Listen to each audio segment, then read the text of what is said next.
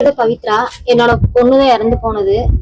இப்ப நான் இந்த கோரிக்கை எதுக்கு வைக்கிறேன்னா, என் கணவர் மேலதான் இப்ப கோரிக்கை நான் வைக்கிறேன். என் பொண்ணு இறந்து போயிடுச்சு. நேற்று போஸ்ட்மார்டம் பண்ணி குழந்தை என் கண்ணுல இன்ன வரைக்கும் காட்டவே இல்லை. நேத்துலாம் எனக்கே தெரியாம பின்வாசல் வழியா என் குழந்தைய ஆம்புலன்ஸ்ல எடுத்துட்டு போய் நான் இங்கிருந்து போறக்குள்ள நான் இங்கிருந்து போன் பண்றேன் அவருக்கு. இடையில எங்க ஆம்புலன்ஸ காணோம், அம்மா எனக்கே தெரியாம இந்த குழந்தைய வாங்கிட்டு போயிட்டீங்களா அப்படின்னு சொன்னாங்காட்டி போனை கட் பண்ணி போனை சுவிச் ஆஃப் பண்ணி வச்சுட்டாங்க. அதுக்கப்புறம் நாங்களாம் பின்னாடி கார் பிடிச்சி கரெக்டா ஒரு 8 மணிக்கு நாங்க போக நாங்க போன் எல்லாத்துக்கும் சொந்தக்காருக்கு போன் பண்றப்போ நாங்க போயிட்டு இருக்கோம்னு தான் சொன்னாங்க. நாங்க இங்க இருந்து அங்க போறக்குள்ள அம்மாவோட சம்மதமே என்னோட சம்மதமே இல்லாம என் பிள்ளைய எரிச்சுட்டாங்க. குழந்தைய நான் கண்ணுல பாக்கவே இல்லை. என்கிட்ட ஒரு என்னோட சம்மதம் என்னன்னு கூட கேட்கவும் இல்லை. என்னோட சம்மதம் என்னன்னு வாங்கவே இல்லை. இந்த சைட்ல இருந்து என்னன்னா, நாங்க ஃபர்தரா எதுவும் ஆக்ஷன் எடுக்கணும் அப்படின்னா, திடீர்னு ஏதாவது டேட்டாஸ் தேவைப்படுதுன்னா பாப்பாவோட திடீர்னு என் குழந்தையோட மறக்காம ஒரு ஏதாவது அது எடுத்து செக் பண்ணணும், குழந்தையோட நோண்டி எடுக்கணும் அப்படின்னா குழந்தையோட பாடி எங்க கிட்ட இல்ல. என்னோட சம்மதமே இல்லாம குழந்தைய எரிச்சுட்டாங்க. இப்ப திடீர்னு எனக்கு அது தேவைப்பட்டா நான் எங்க போறது? திடீர்னு குற்றம் யாராவது மேல இருந்ததுன்னா நான் கண்டுபிடிக்கிறது யாரை வச்சு நான் கண்டுபிடிக்கிறது, எதை வச்சு நான் கண்டுபிடிக்கிறது? அதுவும் இல்லாம பெத்த தாய் கிட்ட குழந்தைய காட்டவே இல்லை. முதல்ல கணவர் மேலேயும் நான் குத்தம் சொல்லுவேன், கணவர் கூட இருக்கிறவங்க சொந்தக்காரவங்க மேலேயும் நான் குத்தம் சொல்லுவேன். அவங்க எல்லாமே சொல்லிதான் பெத்த தாய் எங்கிட்டயே காட்டாம பின்வாசல் வழியா எடுத்துட்டு போயிட்டாங்க. கொஞ்ச நேரத்துக்குள்ள அவங்க கிட்ட இன்னும் 1 மணி நேரத்துல எங்க கணவர்கிட்ட என்ன பேசுனாங்க ஏது பேசுனாங்கன்னு எனக்கு தெரியல. பேசி எனக்கே தெரியாம நான் கையெழுத்து போட மாட்டேன்னு சொன்னாங்காட்டி என்கிட்டயே சொல்லாம அவரு எனக்கே தெரியாம அவர் கையெழுத்து போட்டு பாடி வாங்கிட்டு போயிருக்காங்க பாப்பாவை. ஏன்னா நேத்து சம்பவம் நடக்கும்போது அந்த ஹாஸ்பிட்டல்ல நீங்களும் இருந்தீங்க, அங்கதான் நீங்க உள்ள போகல? உள்ள விடல. இந்த பக்கம் நாங்க எங்ககிட்ட பேட்டி கேட்டு இருந்தப்ப இந்த பக்கம் நாங்க பேசிட்டு இருந்தோம். உட்காந்து அழுதுட்டு இருக்கேன், என்னால முடியல, தலை சுத்தல் வேற உட்காந்துட்டு இருக்கேன். எல்லாம் அந்த பக்கம் எல்லாம் இதை வச்சு மறைச்சிட்டாங்க. அதுக்கப்புறம் அந்த பக்கம் போறதுக்கு எங்களுக்கு வழி இல்லை. எங்க சொந்தக்காரங்க யாரும் அந்த சைடே விடல. நாங்க எல்லாருமே இந்த பக்கம் தான் இருந்தோம். அந்த பக்கம் எல்லாம் இவங்களை மட்டும் விட்டுட்டாங்க. கணவரோட வீட்டுல இருக்கிற எல்லா சொந்தக்காரங்களும் எல்லாருமே அந்த சைட்ல தான் இருந்தாங்க. எங்களை மட்டும் இந்த சைடு ஒதுக்கி வச்சுட்டாங்க. அதே அப்படி பண்ணணும்.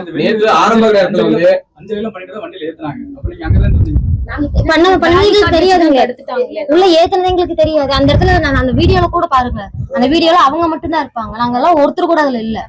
நீங்க ஸ்டார்டிங்ல சொன்னது உடலை வாங்க மாட்டோம், எங்களுக்கு நீதி கிடைச்சது. அப்ப சொன்னீங்க. ஆனா அதுக்கப்புறம் என்ன சொன்னீங்கன்னா, நாங்களும் சம்மதிச்சிட்டோம். நீங்க சொன்னது நாங்க பேச்சுவார்த்தை நடத்தினாங்க, அதுக்கப்புறம் நாங்களும் சம்மதிச்சிட்டோம், பாடி வாங்க போறோம். பாடி வாங்க அப்ப சொல்லி நான் என்ன சொன்னா, என் பிள்ளைக்கு நீதி வேணும். அவன் செத்ததுக்கு அப்புறம் தான் என் பிள்ளையோட பாடியை நான் வாங்கி அதுக்கு என்ன பண்ணணுமோ அதை நான் அடக்கம் பண்ணுவேன். அது வரைக்கும் நான் வாங்க மாட்டேன், நான் கையெழுத்து போட மாட்டேன்னு இன்ன வரைக்கும் எந்த நான் பேப்பர்ல கையெழுத்து நான் போடவே இல்லை. குழந்தைய நான் கொண்டு போயிட்டாங்களே, பின்னாடி நாங்க கார்ல போனோம். நாங்க போறக்குள்ள எரிச்சிட்டாங்க. அதை நாங்க கேட்கறதுக்கு போனதுக்கு என்னை அடிக்கிறதுக்கு வராங்க. எதுக்கு அடிக்கிறதுக்கு வரணும்? என்னை கையெழுத்து போட சொன்னாங்க. நான் கையெழுத்து போட மாட்டேன், நான் என் குழந்தையோட பாடியை நான் வாங்க மாட்டேன். அவனுக்கு ஒரு நீதி கிடைக்கணும், சிஎம் எங்கிட்ட பேசணும் அப்படின்னு நான் நினைச்சிட்டு நாங்களாம் உட்காந்துருந்தோம். ஆனா அது லாஸ்ட் வரைக்கும் நேத்து நடக்கல. நான் கையெழுத்து போட மாட்டேன்னு சொன்னோன்னே எனக்கே தெரியாம கணவரை கூட்டிட்டு போய் உள்ள வச்சு கையெழுத்து போட்டு எனக்கே தெரியாம அவ பாப்பாவை தூக்கிட்டு எடுத்துட்டு போயிருக்காங்க. அது பின்வாசல் வழியா எல்லாம் எடுத்துட்டு போயிருக்காங்க. ஒரு வார்த்தை எங்க கிட்ட யாருக்கிட்டையும் சொல்லவே சொல்லாம பண்றதுக்கான அவசியம் என்ன நினைக்கிறீங்க? சைன் நான் போட மாட்டேன்னு நான் சொன்னதுதான். இதான் பிரச்சனை, வேற எந்த பிரச்சனையும் மேல சைன் நான் போட மாட்டேன். உடனே கொண்டு போகும்போது கூட பின்வாசல் வழியா கொண்டு போகல, நீங்க நின்னுட்டு இருந்தீங்க, எல்லாருமே உட்கார்ந்து இருந்தீங்க, அந்த வழியா தான் கொண்டு போனாங்க. பின்வாசல் வெளியில பின்னாடி இந்த சைடு எல்லாமே மறைச்சிட்டாங்க. மறைச்ச கயிறெல்லாம் வச்சு எல்லாம் கட்டி இந்த பக்கம் எல்லாம் கூட்டம் இருக்குது. இந்த பக்கம் நாங்க எல்லாமே நின்னுட்டு இருக்கோம். அந்த சைடுல வச்சு அப்படி கொண்டு போயிட்டாங்க. அப்ப சரி அப்படிதான் கொண்டு போறாங்கன்னா என் பையனையும் சேர்த்து உள்ள கூட்டிட்டு போறப்போ பெத்த தாய் அங்கேயேதான் அப்ப நான் இருக்கேன். என்னை உள்ள கூட்டிட்டு போக வேண்டியதானே, ஏன் என்னை கூப்பிடல? எங்கிட்ட சொல்லவே இல்லையே. சரி நான் தான் உட்காந்து தலை சுத்தல உட்காந்து இருந்தேன்னா இத்தனை சொந்தக்காரங்க இருக்காங்க, அவங்க முன்னாடி சொல்லலாம் இல்லவன், ஏன் சொல்லல? யாருமே இங்க இருக்கிறவங்க எல்லாரும் நேத்து நாங்களும் இருந்தோம். நீங்க ஒரு பக்கமா உட்கார்ந்து இருந்தீங்க, நீங்க உள்ள போகல. நீங்க ஏன் உள்ள போக முயற்சிக்கல? உள்ள விடல. அது மூலமா எனக்கு தலை சுத்தல எல்லாத்துக்குமே தெரியும். எனக்கு ரொம்ப இன்னுமே முடியல. ஹாஸ்பிட்டல் நேத்து காலையில எல்லாம் போய் முந்தானத்து காலையில போய் பல்சர் ஜாஸ்தியா இருக்குன்னு இருக்காங்க. அதனால ரொம்ப தலை சுத்தல எனக்கு. இன்ன வரைக்குமே நான் 5 நாள் ஆச்சு சாப்பிட்டு, இன்ன வரைக்கும் நான் சாப்பிடவே இல்லை. சாப்பிடாம எல்லாருமே இப்படிதான் வந்துட்டு இருக்கோம். லாஸ்ட் வரைக்கும் குழந்தை கண்ணுல காட்டல, எரிக்கிறப்ப கூட கண்ணுல காட்டல. யாரை கேட்டு எரிச்சாங்க? போனோம், குழந்தை கொண்டு போயிட்டாங்கன்ட்டு நாங்க போன் பண்ணோம். போனை சுவிச் ஆஃப் பண்ணி வச்சுட்டாங்க. லாஸ்ட் டைம் பாப்பாவை நான் பாக்கணும்னு சொல்லிட்டு அழுதுட்டே நாங்கெல்லாம் இங்க இருந்து காரை வச்சு நாங்க போறோம். போறக்குள்ள நாங்க இங்க இருந்து போறக்குள்ள நாங்க வந்துட்டு இருக்கோம் எல்லாத்துக்குமே அங்க தெரியும். அதுக்குள்ள ஏன் நான் போறக்குள்ள எரிக்கணும்? ஏன் ஒரு மணி நேரம் வெயிட் பண்றது, ஒரு அரை மணி நேரம் வெயிட் பண்றது, எதுக்கு எரிக்கணும் குழந்தைங்க?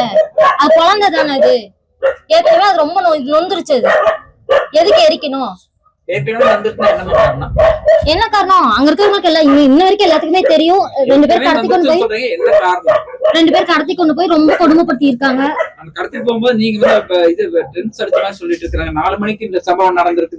என்னன்னு கேட்டீங்கன்னா நிறைய பேர் வந்து 4 மணிக்கு சம்பவம். அந்த கார்த்தின்னு சொல்லி ஒருத்தர் உங்க கூட இருந்திருக்காரு. ட்ரிங்க்ஸ் உங்களுக்கு வாங்கி கொடுக்க 5 மணில சொன்னது தகவல். அதுல இருந்து வந்து நீங்க அடுத்த மறுநாள் வரைக்கும் நீங்க வந்து இதுல இருந்திருக்கீங்க, போதையில இருந்திருக்கீங்க, உங்களுக்கு தெரியல அப்படிங்கிறாங்க. இதுக்கு என்ன சொல்றீங்க? இதுக்கு என்ன எப்படி சொல்றதுன்னு கேட்டீங்கன்னா, நான் அங்க அந்த வீட்டுக்கு நான் போய் 1 மாசம் தான் ஆகுது. சரிங்க, அந்த இருங்க நான் சொல்லிடுறேன். ஏன்னா ஆரம்பத்துல சொன்னாதான் உங்களுக்கு தெரியும். ஏன்னா இப்ப வந்து எல்லாம் தேவையில்லாத நிறைய வருது வெளியே.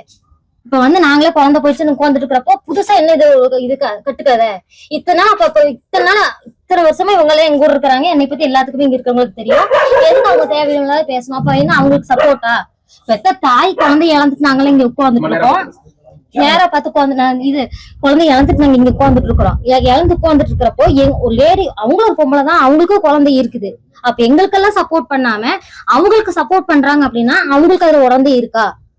தேவையில்லாம எதுக்கு இது பேசணும்? இப்போ என்ன ஒரு நிமிஷம், அந்த குழந்தை வந்துட்டு சாயந்தரம் 5 மணிக்கு காணாம 5:30 மணிக்கு. ஆனா நீங்க அதுக்கப்புறம் வந்துட்டு பாத்தீங்கன்னா உங்க அப்பா வந்துட்டு வேலையை முடிச்சுட்டு வந்துதான் தொலைவிருக்காரு. நீங்க அது வரைக்கும் வந்து அந்த குழந்தை மிஸ் ஆனது கூட தெரியாம நீங்க எப்படி இருந்தீங்க? எப்படி சொல்றது? இது வந்து இத்தனை நாள் நான் சொல்லக்கூடாதுன்னு இருந்தேன். அவர் வந்து ஃபுல்லா தண்ணி அடிப்பாரு. சரிங்களா, நான் சொல்லிடுறேன். நான் அவர் தண்ணி அடிக்கிறப்போ என்ன பண்ணிருக்காரு, முந்தானத்து அவர் குழந்தை காணாம போறக்கு ஒரு நாளைக்கு முன்னாடி கருப்பு கலர் ஜூஸ் ஜூஸ்ல வந்து வாங்கி கலந்து ஃப்ரிட்ஜுக்குள்ள வச்சிருந்திருக்காரு. அது எங்களுக்கு தெரியல. தெரியாதப்ப என்ன பண்ணிக்க எல்லா வேலையும் நான் முடிச்சுட்டு தூங்கி எந்திரிச்சிட்டு ஒரு 2 மணி இருக்கும். 2 மணிக்கு எந்திரிச்சு சரி ரொம்ப தொண்டையில வந்துருக்கு, சரி ஜில்லுன்னு ஃப்ரிட்ஜுக்குள்ள இருக்கு.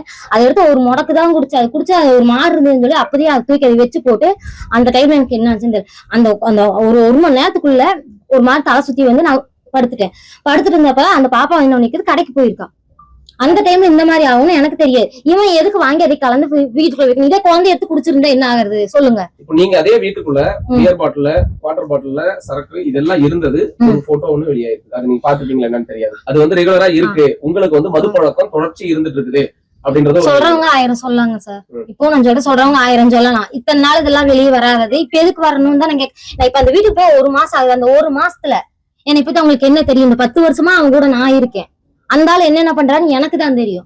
10 வருஷமா அவங்க வந்து பாக்குறாங்களா வீட்டுக்குள்ள? நான் என்ன பண்ணணும்னு அவங்களுக்கு தெரியுமா? முதல்ல வீட்டுக்குள்ள என்ன நடக்குதுன்னு அவங்களுக்கு தெரியுமா?